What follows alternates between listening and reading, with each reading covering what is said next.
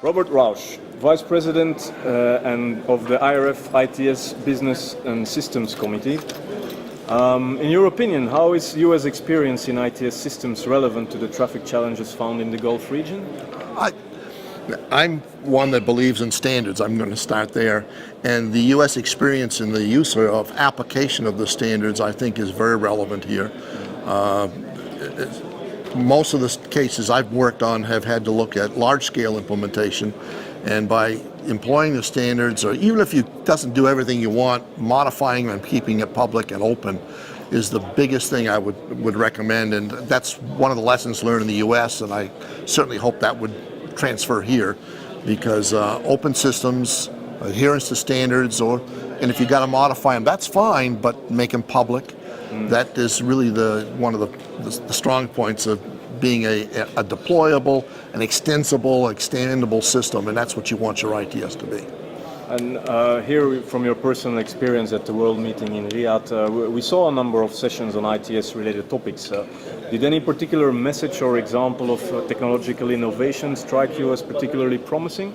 I was very pleased to see that in the Middle East, you're looking at the connected vehicle situation as well. The U.S. has been focused on the connected vehicle and the vehicle-to-vehicle, more vehicle-to-vehicle lately, and Europe has been focused on the vehicle-to-infrastructure, and we know, working with Europe, because I work on the standards both domestically and internationally, I was great to see that, in fact, it is coming here, people are looking at it, and you have a very different political environment and a different management environment here that you could perhaps have some potential for really taking it on faster, perhaps in some ways, than we may in the States. But I was surprised. I'm pleased, actually. Well, you indeed mentioned the focus on connected vehicles. Do you have a particular illustration about this that you heard here? I heard it from the group at Qatar. That's Qatar. That's doing the university or the research group, and they're taking the right approach. Let's see what we can get out. Let's gather what we can.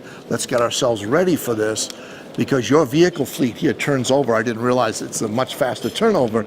In the States, we're looking at 11 to 14 years.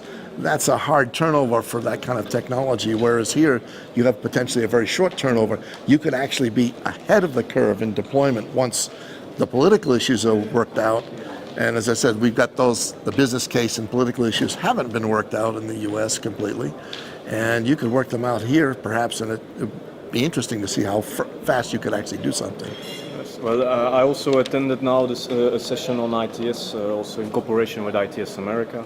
And I saw your presentation, so I was wondering, in your opinion, how can open standards best be implemented also here in the Gulf cities? I'm going to promote some of the U.S. standards, unfortunately, but it turns out that the U.S. took the approach to develop a set of standards for in particular, Senator roadside, so that we can actually have interchangeable, interoperable field devices. And that, from my perspective, and we were here in March, I believe, of this year, in an ITS standards training program, but I promote the standards wherever I can. Standards give us my big sales pitch, and what I hope was heard, is that if you will adopt the standards, you may have to modify them, or they may have to tune them to suit your needs, but if you'll adopt open and public standards, then what happens is your systems become incrementally deployable. So in the U.S., we don't all get the money to do everything we want all at once. You have to build it over a series of years. If you built it on a foundation, a group of standards that are solid, you can actually deploy it incrementally and get there. And it makes a big difference overall in both your cost structure and what you're able to do in terms of deploying your regional ITS architecture. So Robert Rausch, Vice President of the IRF ITS Business and Systems Committee, thank you very much for your time.